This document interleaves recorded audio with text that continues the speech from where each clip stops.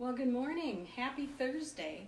Sorry I'm a little late. I went to bed last night and forgot to plug my telephone in.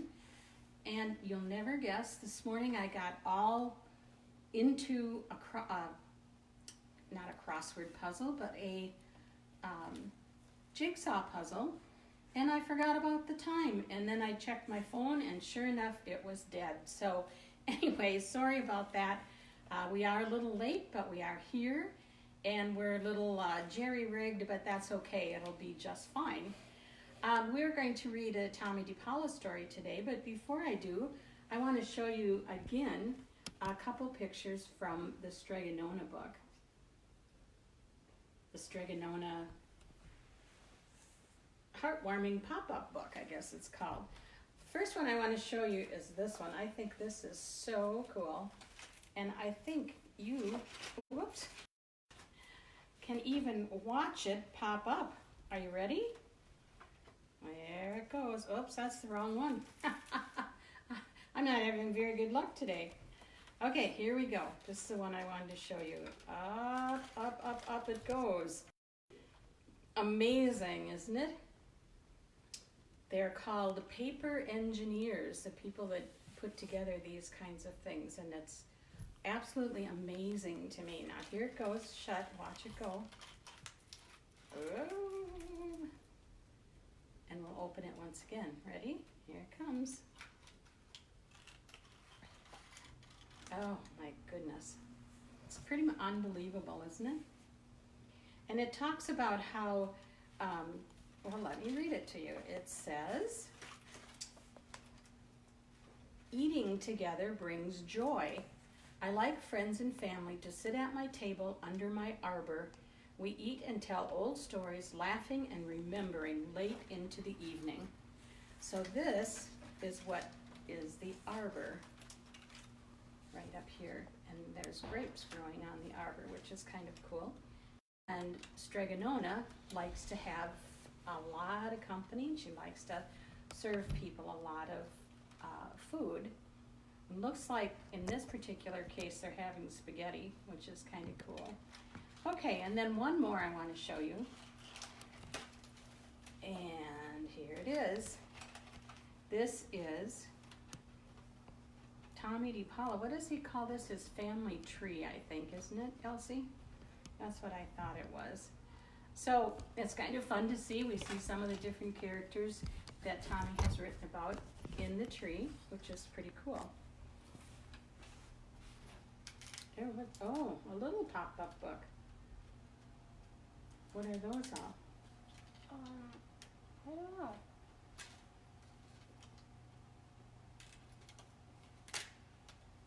I did put yesterday on my my website. I did put a link to where you can find this book for sale, but it's $75 for the book. So it's a pretty expensive one. It might be one you could ask for like as a Christmas present or something. Okay, so now we've seen all of the pictures in this book, and we'll close it, and I'm just going to set it aside here for now. And the story that we're going to read today is called The Baby Sister, and it's by Tomie dePaola.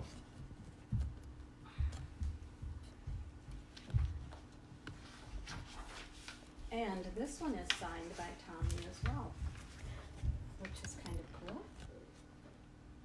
I think most of my Tomie dePaola are signed.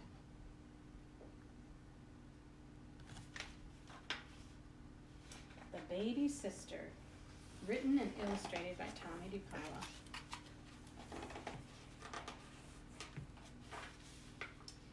Tomie had a mother, a father, 2 grandmothers, 1 grandfather, lots of aunts and uncles, an older brother, Buddy, and a dog named Tootsie.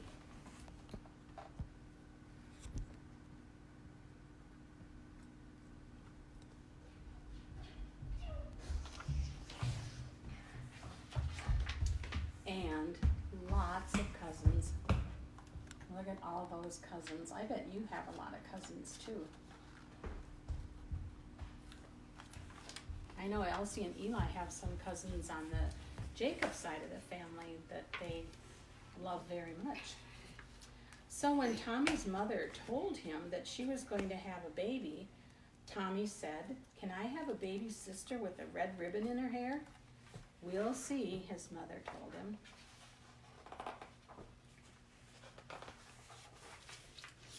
Tommy's family started getting the baby's room ready.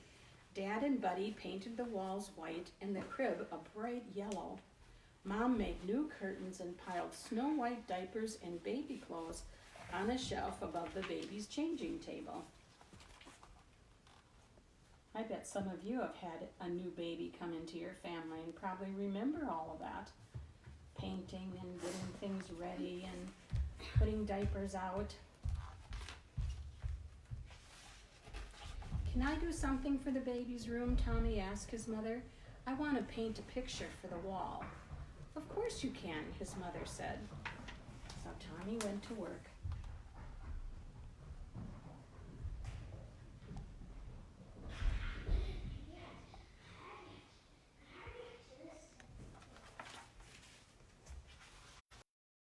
Every night when Tomie said his prayers, he ended with, "Please, please, send me a baby sister with a red ribbon in her hair."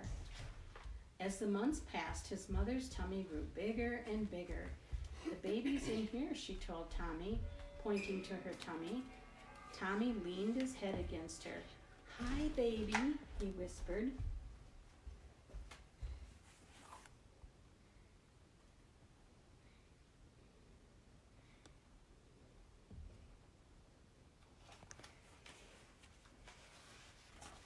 And when baby began to move, his mother held Tommie's hand against her tummy.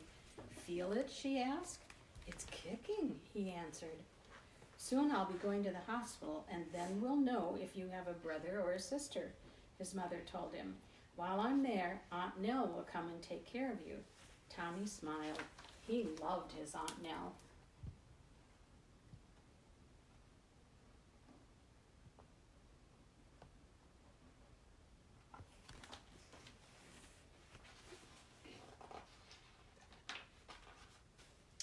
The next day, Tommie's Italian grandmother, Nana Fall River, came for a visit from Fall River, where she lived. "Guess what, Nana?" Tomie said. "I'm going to have a baby sister, and she's in my mom's tummy just waiting to be born. And sometimes she kicks, and I, Asta Tomasino, enough. I don't want to hear anymore," she told him. Nana didn't think children should know all about babies and how they were born.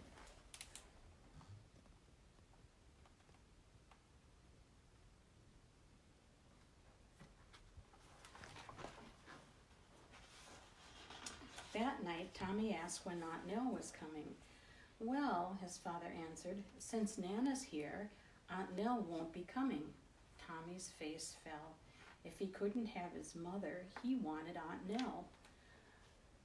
"Eat, eat, Tomasino. Your brother Buddy, he eat up all nice," Nana said. She was always telling him what to do. She didn't like Tootsie in the house, and she was always talking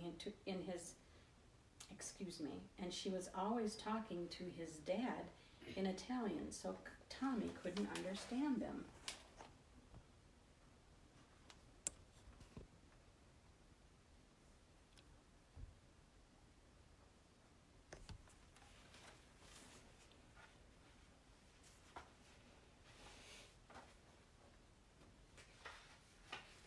The next day, Tomie asked his dad if he could go see his mom. "I'm afraid not," Dad said. "Chicken pox is going around and you haven't had it yet, so they won't let you in the hospital right now." The following day was even worse. Nana made him stay inside all afternoon just because it was raining a little. That night he wouldn't eat his dinner or do his homework. Tomie missed his mom so much.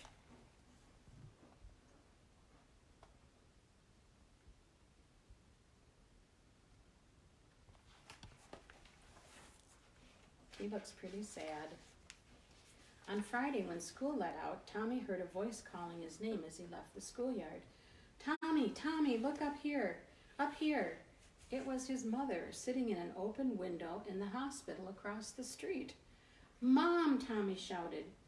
"You have a beautiful baby sister," his mom called down. "Now you be a good boy, mind your Nana Fall River, and I'll be home before you know it. All right?" "I will, Mom, I will," shouted Tomie. So he couldn't go in the hospital, but he could look up at the hospital, couldn't he? That's pretty cool.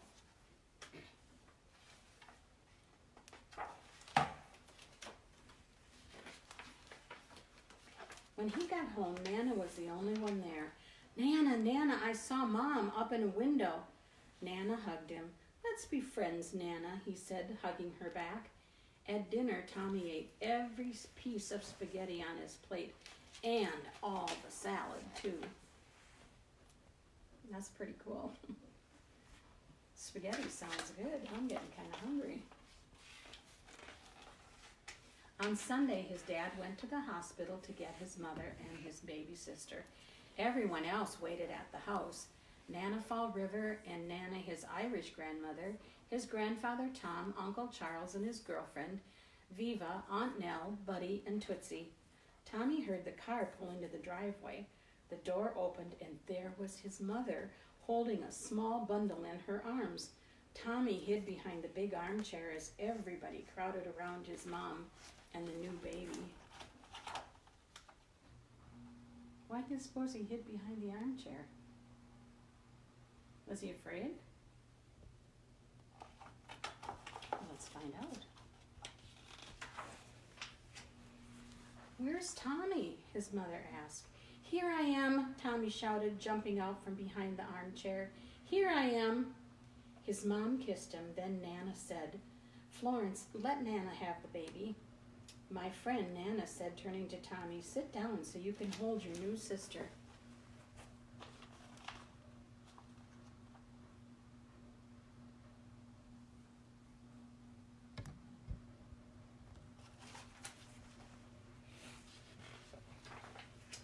Tomie sat in the big armchair.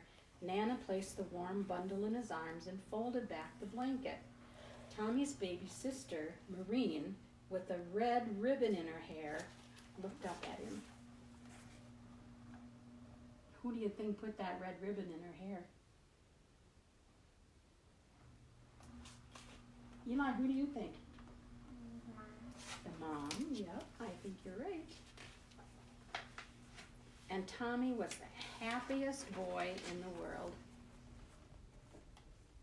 That's how Elsie was when Eli was born. She was the happiest girl in the world. Now, not so much. And this picture right here is a picture of Tomie, an actual photograph of him and Maureen, his little sister. I think that's pretty fun. Okay, so The Baby Sister by Tomie dePaola, another fun read. Tomorrow is Friday already, and on Friday I promised that I would read Life in the Neck Squirrel Trouble.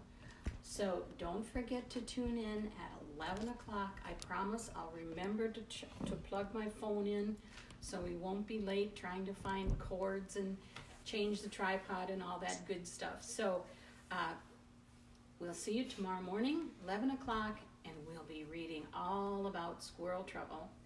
And then on Monday, Eli has a really good book picked out about a haircut. And I think it's kind of getting to that point in this quarantine where many of us are needing haircuts. So it's an appropriate book to read. So we'll see you tomorrow for Squirrel Trouble and Monday for, is it Even Monsters Need Haircuts, Eli? Yeah, it's Monsters Need Haircuts. Cool. All right, see you then. Bye.